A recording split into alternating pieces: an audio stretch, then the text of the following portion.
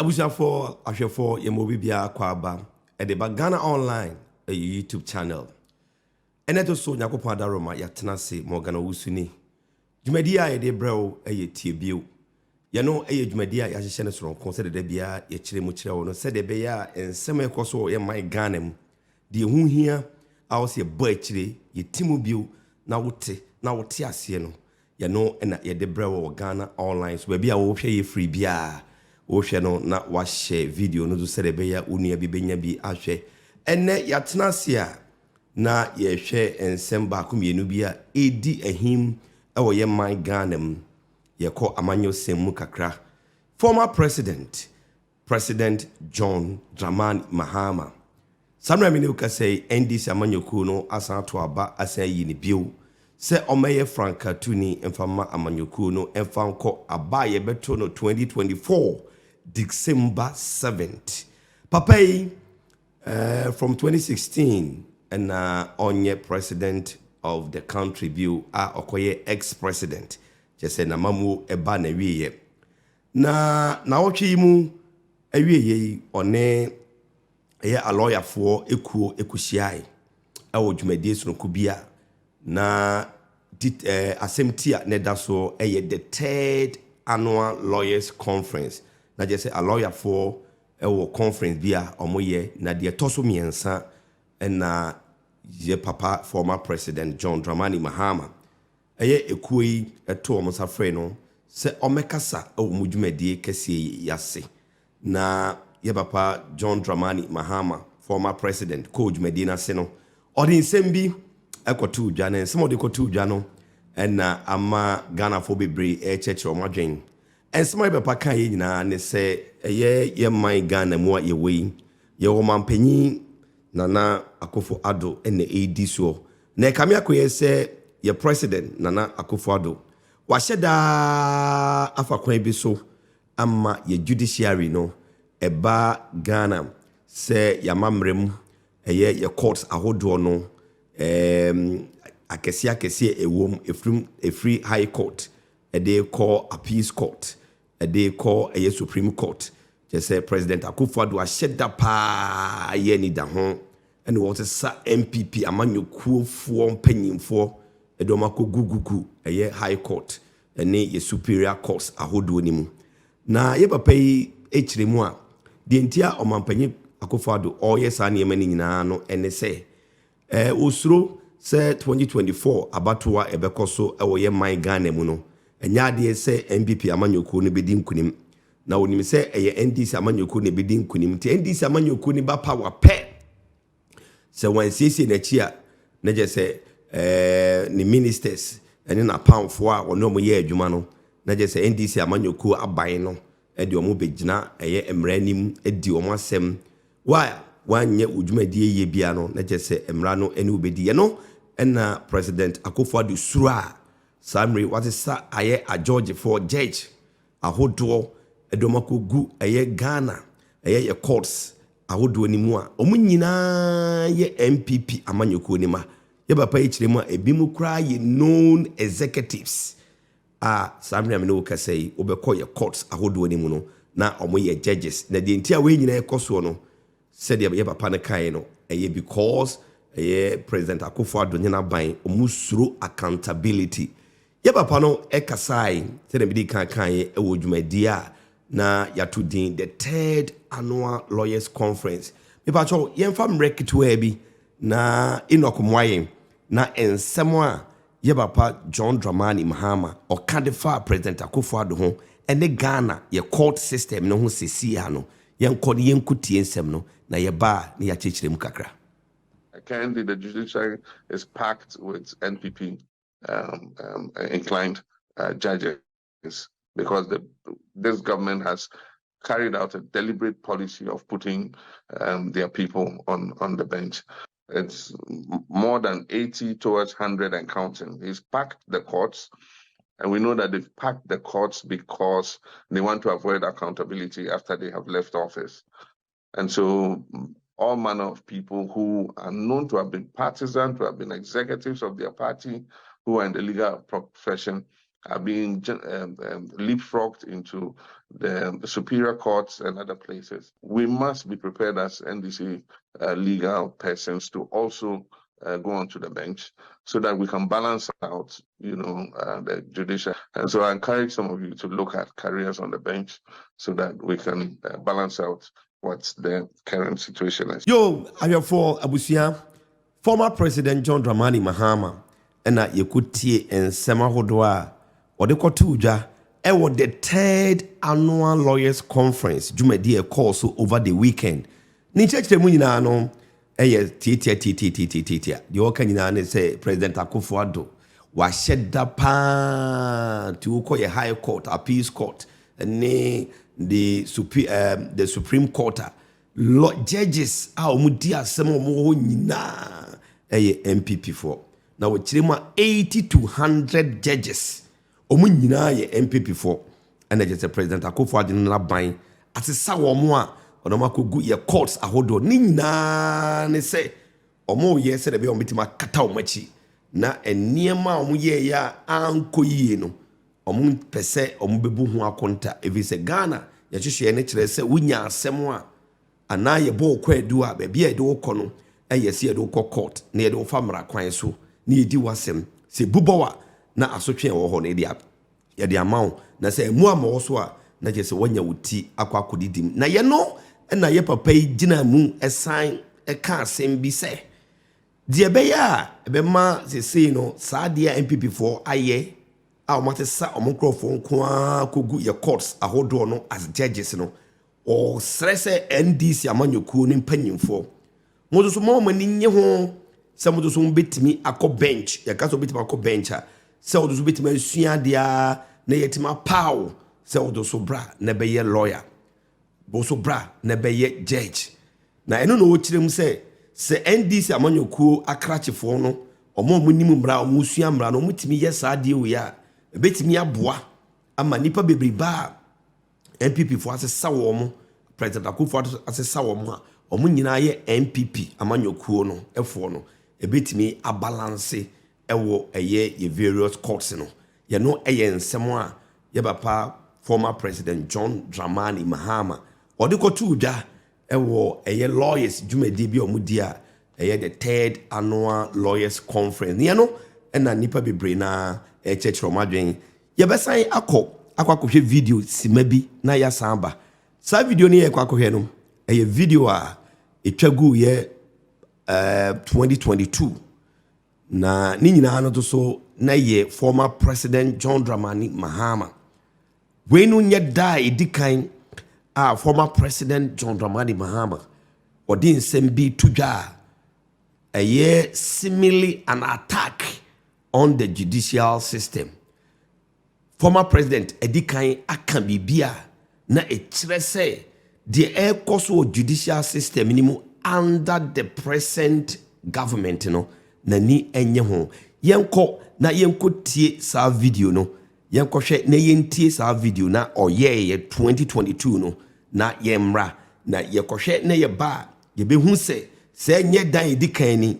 the former president or can be ediafa ye judicial system no indok de beto so amiako na ya samba.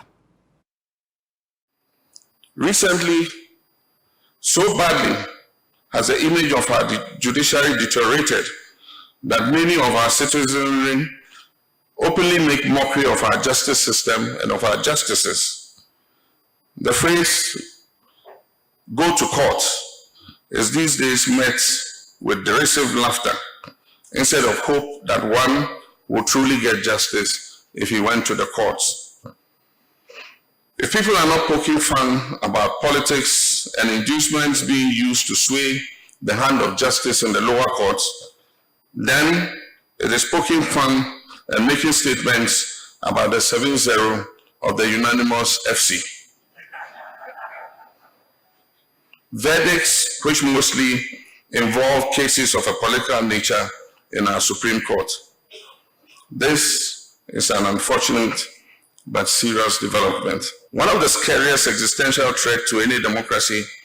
is when citizens think their judiciary holds no value for them or no use to them. And this is the security threat that the national security apparatus tried to draw the attention of the nation to recently, but was poorly received by the president and his party. It is scary because it threatens the peace and stability of our democracy, and we must quickly correct this fast-spreading notion. If care is not taken, we'll get to a stage where people will have no qualms about taking the law into their own hands because they do not have the confidence that they can get any justice from the system. There is therefore the urgent need for the Ghanaian judiciary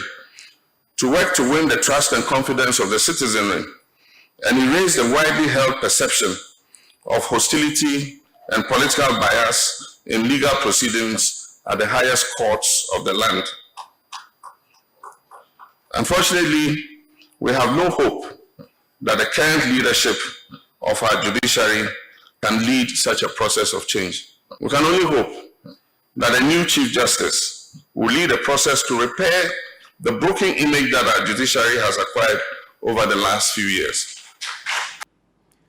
Yo, yeah, papa, your former president, John Dramani Mahama. Sa video we after a tier for Abusia, a year 2022, August 2022, just last year, and your former president,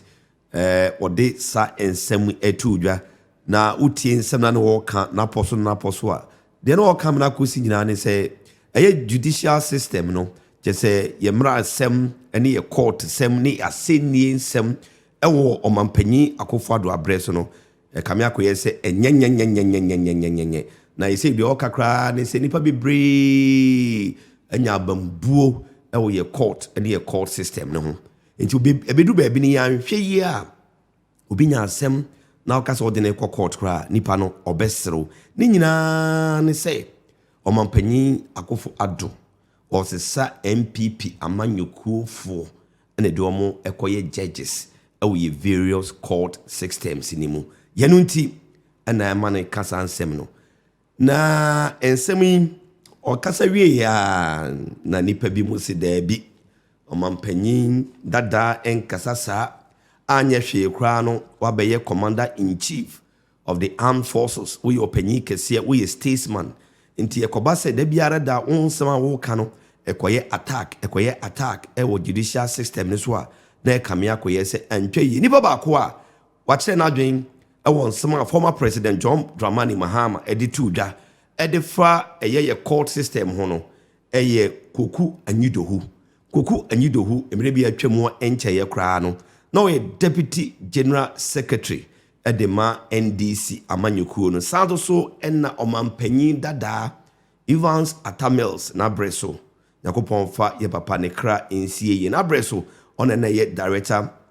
of communication at the presidency. Koku anyido hunzo so kasai. Na ne kasa ina ne say debi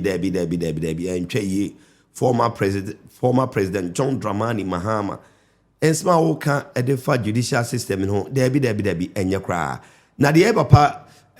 koku anyido hu obusa nyina ne say anye bia ensema a free former president John Dramani Mahama ano eba no NDC amanyokuo no efuaso na NDC amanyokuo no enfuaso a edien na NDC amanyokuo no omoka akire former president John Dramani Mahama every sense sama papa ne keka no kamia koye se de biara da no or the judicial system no na ya twiapia na ode etwi ne se na omampanyin dada enkatasa obia wo se pe omampanyin akonwa asan die no enya de se o kasa editia oman no atemu ne atentere ne hyehye ye ho o kane sa na jese anyi ye no ye koku anyidohu ene ono do so o kire na adwen kakra edefa Mahama former president ne nsama o kan ne ho o kasa wie ya ena NPP former deputy general secretary Nana Obriboahin papa ya me kana semi ono do so eye emranim ni pa ye kase lawyers akukudam a omo Ghana ha ono so ka ho bi ono do so akire na adwen kakra e de afa omampanyin dada John Dramani Mahama ne nsem no na de o kanyina ne se da bi ya papa yi wabedi akonya yi bi da enti unim se de yamamra ene atenie enhyehye ene na mamre esitie na da biara da no kujina bonten na wo kasa tia judicial system na just say entwa yi na okire mu a ono woni pefe say summary oko Supreme Court eno na the highest court, the biggest and the largest court of the land. Supreme Court any court eso pa we my Ghana court bia ni wo my Ghana mu eso chen Supreme Court inti say assemble Supreme Court na yedi a eni kwan say esan kɔ baabi abio na okire mu agegefo a omoye adwuma awo Supreme Court no as justices of the Supreme Court okire mu onu wonim NDC for pa ebiwom onim kra no onim ba ko bi wo ma oye NDC ni amapa nenso bibi nti omoni din ya de all kan nyina ne say eni kwan say Ghana for trans ne ye nhwe ha ema obi etimi kasa editia ye Ghana ye judicial system no if it's a kobasa na esunsanso a de be bre ya mamu no enye papa emfa mayen all kan nyina no na o kirem say yenye entiase se oman no se obi ye NDC ni obi ye NPP ni na onim bibia ensi ne kwan se obeyi no amana kwa akoye saade no enti ye hwe sa mria NDC mu a ye wo lawyers bebre wo ewo mu a omu nimade a omu di omu dwumadie pepepe na koba se omampanyin dada John Dramani Mahama timisa be dia de na oyi bi mu se omu ko Supreme Court no omu koye adwuma kono ko hu ni se enkenye bone na mum de man ye bone ne se wo ye former president na obetima begina simpie so na wasini pi asinita akase NPP amanyokuo under the presidency of President Akufo Addo sa NPP for ne kogu ye Supreme Court, ye High Court, and ye Appeals Court. Na o kan kire NDC amanyokuo no se omo so nyire omo ho na omo nko manim na omo ntimi take career on the bench said the beya omo so benya akwanya na odioma call various courts as judges or see no de o kan sa na kamiako e se o ba no why you wadwen say NDC for nko na odi omo beko ye courts ahodo enim o se ebasa enya de se ye no ye papa nana obribuahin deputy general secretary de ma NPP amanyokuo no emre bi atwam de se de sa de bie no enkuta ne bio de ye kanie John Dramani Mahama, former president, said ye Kokwani Dohu, said ye Nana Obribuahin Winina dia Tujano. Yajitum,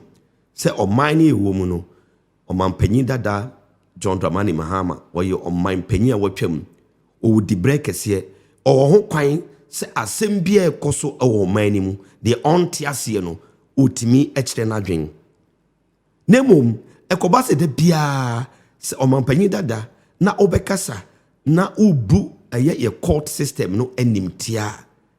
ye hu ni se esusanso a de bebre oman no enya de se ebeboa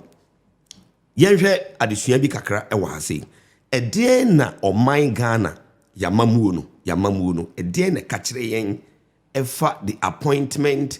of judges to the Supreme Court me pese yen ko constitution ni mu na ye hwe de yen akasa 92 constitution a edibu oman no ekafa said ye see judges at the court Supreme Court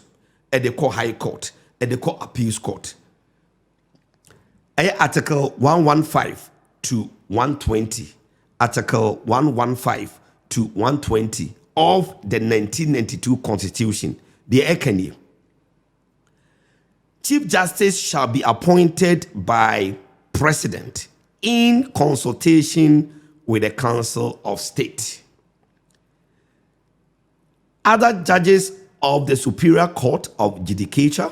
shall be appointed by the President acting in accordance with the Judicial Council. The Okenyani Ghana sebi enye President Akufo Addo tini baby and now no apese uyi judges. And one wadini to me equi judges. Sound so and on penyin dada abreso na enyene pe se okoyi judges and on wakotna no kwi name se o man penyin beba na oyi judges eye emra kwan so emra and the man ho kwan sa and the medical code to the article na article 115 to 120 to obi bia wo hwe me se wo constitution ben wo phone kutawa wo de Google Ghana's 1992 constitution article 115 it go see 120 e can clearly e kwanya president e faso na odiji eye judges e de call Supreme Court e de call High Court e de call Appeals Court. For the Chief Justice, ye nyina ni say Chief Justice the dwumade wo die nyina ne say on e hwe ye judicial system no so. Ye ka judicial system ye court ahodo no, ye judges ahodo, ye lawyers no, ene ye mran sem ni ye mran die nsem nyina no. The oye the head the officer the Chief Justice. Na ono no na appointment no president and na 1992 constitution in man ho kwan se odiji sa nipa no. Na odiyi the Chief Justice oyi ewa bra wo je adwenkyere edi free Council of State. Ye nyina ni se Council of State badwoku a oban bi obeba bia no sa Council of State ni ye adwuma omo ne tu aban ne fo omo ne tu president ne fo. And this a president betima yi obi so a Chief Justice this Council of State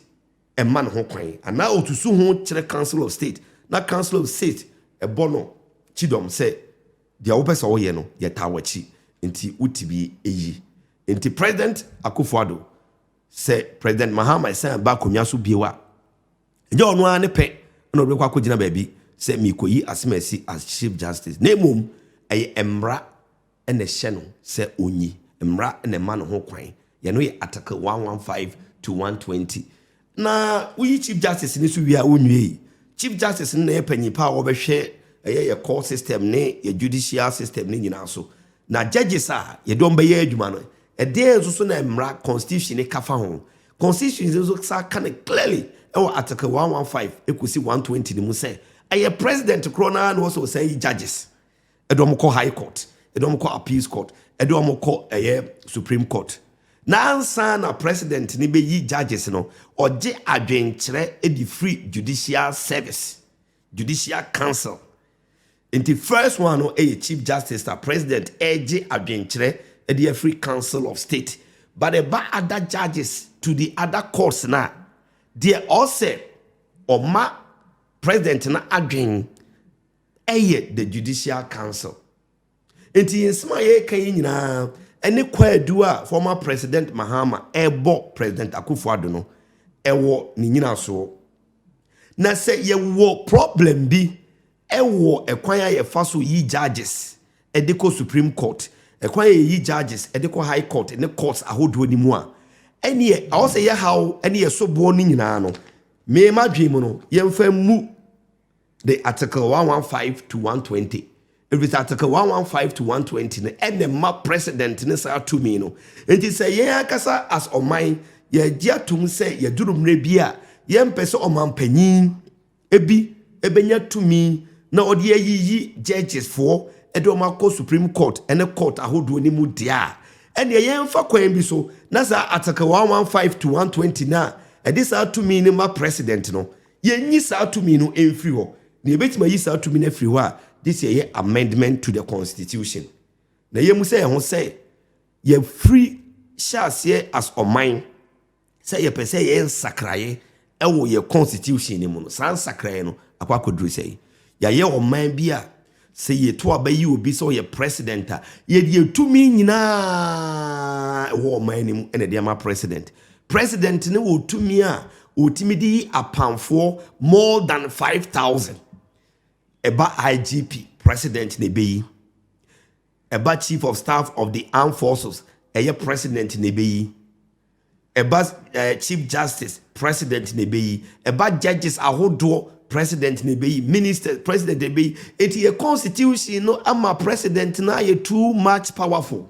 and this former president John Dramani Mahama ewo asembia kan owosobo bia boa na mi susuye mu no na so kode so bo no bo article 115 to 120 omo a omo tena ase ekotro say president na enyi judge a wo kwa kotena asem so High Court enkotena asem so Supreme Court ekotena asem so ewo Appeals Court na say president no ho kwan say oyi obi ma ne koye judge ewo ye court ahodo ni mu dia ene say president ko bo obi dia eye den na afedie ɛyɛ obi ko gyina baabi akɔka sɛ ɛyɛ NPP amanyɔkuo ɛfo ɛna ɔfa wɔn anye bia sɛ nɛ sɛ former president John Dramani Mahama Nyakopɔn ayɛ n'adom na wasan ba power biewa na saa tumi a constitution ɛde ma no ɛwɔ article 115 ɛde kosi 120 ni mu no anye bia saa tumi no ɔde bɛto fam ana mi hu ni sɛ ɔde bɛto fam na bia onni akonnwa no so sesei no ɛno nti ɛna ɔka ne saa na anye bia ɔfa nto fam na ɔde bɛyɛ adwuma deɛ a enti sɛ ba sɛ oyiyi judges no ɛde ɔmo akɔ Supreme Court no oyi judges ɛde ɔmo akɔ High Court ni Appeals Court na anye bia hwam ɛna ɔbɛfa ɔmo ɔbɛwa akɔfa NPP fo ana ɔno so ɔbɛfa NDC fo enti deɛ bɛboa ɔman no ɛbɛma ɔman no yɛ court system yɛ judicial system ɛbɛyɛ kama confidence bɛbɛm na obiara bɛ adwemu bɛyɛ ne fine no yɛn change this article 115 to 120 a ɛma president ni tumi a ɔde yɛ saa adeɛ no ɛdi enti ɛna yɛwɔ judicial council wɔ hɔ na sɛ ɛba sɛ yɛkɔyi judge ɛde akɔ yɛ court ahodoɔ ni mu a this is president ɛna ɛba bɛyi no ɛti judicial council no ɛntimi nyi court judges ɛmfa ɔmo nkɔ hɔ anaa adentin yekoyi chief justice this is president and yekoyi in consultation with the council of state abra yewo judicial council ewo enti se yehu se saa niema no emwayen na eboa ema ye party loyalist ene kochehye ye court ahodo ni mu dia ene yaduru mra o se sesa article 115 edekosi 120 no ne yenya sesemu a na afi ye de tumi no koma judicial council se omo and also mu yi judges edeko ye court ahodo ni mu a and a judge bi e be yi no e de akọ Supreme Court no afi no obehu se party color bia eni ne ho if it's a judicial council and etena se no mo ahwem die o qualify die o se no fata no mo yi no no mo de ne ekoba saa obia de asem ko court nyafe na judge bi yekoka so ye NDC ni nyafe na judge bi yekoka so ye NPP ni enti until such a time I betimi amend the article 115 to 120 of our constitution no me nyini se ye betimi asi president bia kwan e wo kwan of so yi judges e de call ye Supreme Court e de call Appeals Court e de call High Court e be koswa aye party loyalists and ye be yi omo de omo confuse president bia ni wa obeso koyi obi a sebi oni ni gidie enye baako na mi yi ukọ ho na me de asemba ho na ye koka ebeti sei enti yera ye former president John Dramani Mahama de ye ka chiro ene nyina ne say wakasa as a statesman wakasa as ex-president nemum asem de no so ka ne article 115 ekosi 120 ne de no so ka ho asem na saa tumi na ede mamo as presidents semu na mu yi judges no o se yi ni nyina no edi free ho na ye ne saa ebeboaye ahwefo ene atiefo abusua ene Ghana online so dwumadi a ye de brewa ye sitie bio no ya mo watiem ye former president John Dramani Mahama nensem awaka adiafa judicial system ho 2022 dia waka ye ene 2023 dia waka ene mpanyimfo bi so nsem a omoso maka fa ho ene yeboaboa no a ye de brew ye wogidie se ba bi bia wo hwe video yi wani beje ho na obeten nsem na ye kanase na oso benya bi aka akire obi wo hwe video no se dem di kan ya na wa share na etimi aboa ye ama yetimi akoye nim ye da wase se unya abre na wo hwe ye mo gana usu ene ye di dwumadi ti obi no ye di si ha Enoch abo adwuma on na me hwe videos ne pictures ni nyina Nyakopon boa ye besan abidi a hye mu bio Nyakopon wonka ye nyina ho bye bye.